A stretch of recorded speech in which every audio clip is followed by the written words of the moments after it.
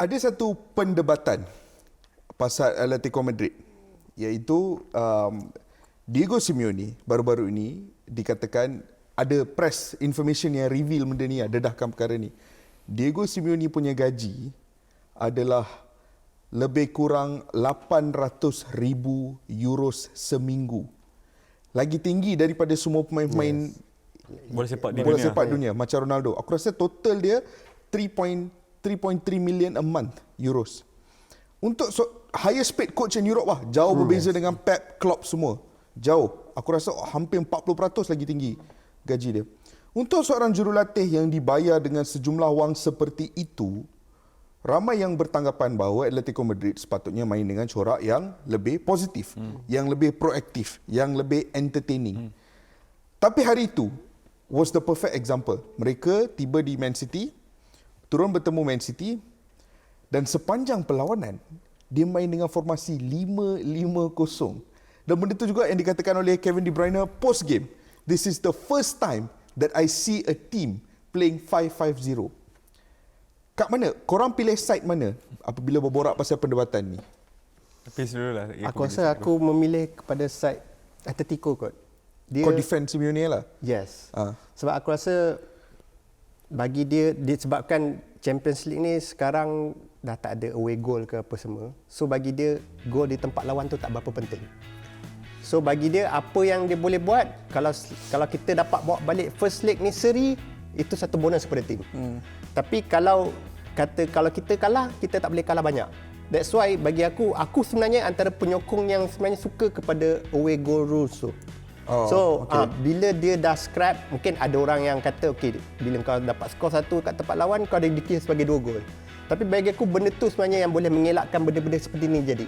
So kalau away goals ada dalam ni, aku rasa dia orang tak akan main 5-5-0. Sebab bagi aku taktikal dia ialah memang, kalau kau tengok game tu pun, minit ke-9 pun bila Oblak dapat tangkap bola, kau baring 20 saat lepas tu kau tak bangun lagi. Pada minit ke-9. So aku rasa benda tu, taktikal tu memang dah di plan sebelum game tu terjadi. So aku rasa benda tu macam tak masuk akal lah. So kalau ada away goal through tu, aku rasa 5-5-0 tak ada tu. Dia geram, kau tahu kenapa?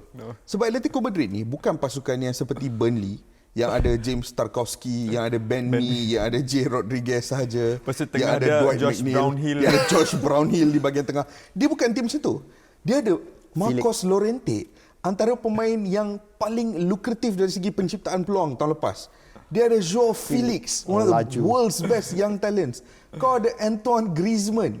RDP. Engkau ada Rodrigo De Paul. So, persoalan dia, with the amount of quality yang kau ada, kenapa masih bermain dengan corak yang sangat negatif? Tapi aku setuju dengan semua pemain yang cakap tadi tu, kecuali nombor 18 Felipe. Aku tak tahu macam mana dia boleh main Atletico Madrid sekarang.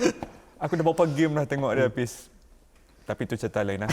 Tapi berbalik pada soalan hang tadi, aku sebenarnya tak ada masalah langsung dengan Simeone dibayar gaji macam tu, kerana jangkaan aku bukan one dimensional. Contoh dia apa? Ada orang pernah cakap dengan aku, kawan-kawan aku juga lah pernah cakap dengan aku, sepatutnya kalau gaji dia macam ni, mainlah macam ni.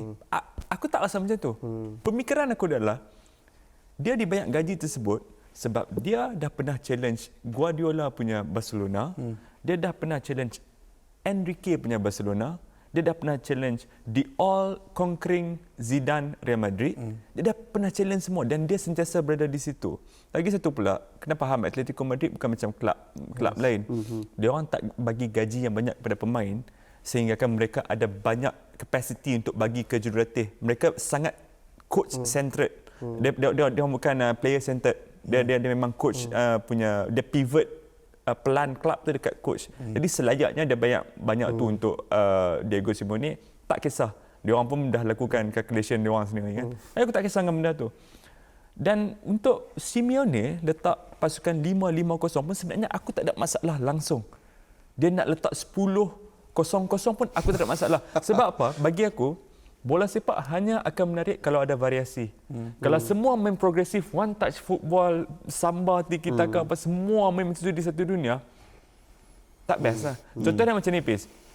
Kalau hampir Spanyol, hampir India, hampir China. Hang nak tahu budaya mereka kan. Tapi kalau mereka pakai baju sama dengan kita macam ni, buat benda dengan sama dengan kita macam ni, makan benda sama kita ni, apa yang menarik dari sana? Itu pandangan aku. Bagi aku, apa yang Simeone buat ni, ramai orang kutuk, aku tahu, ramai orang tak tahan dengan gaya permainan dia. Dia nak main bertahan, itu ikut suka dia. Sebab tu dia dibayar gaji yang tinggi untuk figure out macam mana dia nak feel sebelah orang pemain ni bermain di atas padang dalam satu perlawanan skala besar. Itu saja. Dia macam ni, bila ada orang ramai mengutuk, sebenarnya pandangan kita tak bermakna pun. Tapi pandangan orang yang kadang-kadang kita kena ambil into consideration adalah pandangan penyokong Atletico sendiri. And Atletico Madrid punya fanbase sangat divided kadang-kadang pasal Diego Simeone. Sebab ada segelintir yang memahami approach dia, ada segelintir lagi yang berpendapat bahawa okey, approach Simeone ni ketika dia baru ambil alih tu boleh faham. Sebab ketika tu memang dia orang betul-betul underdog kan, nak berdepan. Tapi dalam tempoh 10 tahun, reputasi yang telah pun dibina oleh Atletico, kualiti yang telah pun didapatkan oleh Atletico atas kertas, melihat bahawa pasukan ini sebenarnya mempunyai a lot more quality than just a regular underdog. So ada segelintir penyokong Atletico Madrid yang mula mempersoalkan kenapa Atletico tak mula bermain dengan lebih entertaining. Sebab bola sepak ni fungsi utama dia adalah tu entertain kan. Itu asal usul bola sepak kan. Tapi yang pelik dah, the irony is aku sentiasa entertain tengok Diego Simeone. Atletico Madrid. Aku sentiasa entertain. Aku tak, itu subjektif itu bergantung pada orang. Okey, kalau ada segelintir penyokong Atletico Madrid berpendapat yang demikian, aku nak tanya dia orang, apa garanti dia kalau Atletico Madrid yang dah main macam ni selama sedekat dan mengecap banyak kejayaan akan berjaya juga. Akan berjaya juga. Sama macam inilah, kita terbalikkan situasi ini. Sekarang ni Barcelona berdekat-dekat main ada satu style dia, ada satu falsafah bola sepak dia, satu dunia tahu. Tapi tiba-tiba dia nak main macam Atletico Madrid sebab Atletico Madrid adalah juara bertahan La Liga. Apa garanti yang Barcelona boleh transition kepada pasukan defensif yang macam tu saja? Adik, kadang-kadang aku tak tahulah penyokong ni tak bersyukur ke apa. Dia bila lagi jadi lawaknya bila kalau kata second leg ni Atletico menang, orang boleh label si Simeone ni genius pula. Sebab mungkin first leg kau nampak ni sebab dia tahu dia mungkin bagi aku dia tak bodoh. Sebab aku rasa dia mungkin dah tahu, dia mungkin dah tengok daripada coaching staff dia kata okey, kita datang ke Manchester, dia ada player macam ni, banyak setup macam ni, dia mungkin ada potential untuk main cara macam ni. So sebab tu bila Foden masuk, kau dah bertahan dengan cantik, dengan baik, tiba-tiba Foden masuk, kau kena reset balik benda tu. Cara nak bertahan kau kena reset balik. Dalam masa sama kau tak boleh bagi team talk tu dekat semua player kau. So aku rasa benda tu bila kau ada risiko yang kau ambil masa first leg tu, kau nak bawa pergi Metropolitano tu. Aku rasa bagi aku benda tu berbaloi. Dengan satu gol saja. Okey macam ni aku tanya hang balik. Kalau hang penyokong Atletico Madrid, apa yang hang mahukan daripada Atletico Madrid sekarang? Aku adalah peminat bola sepak yang perlu entertaining lah. So bagi aku, serang menyerang lah.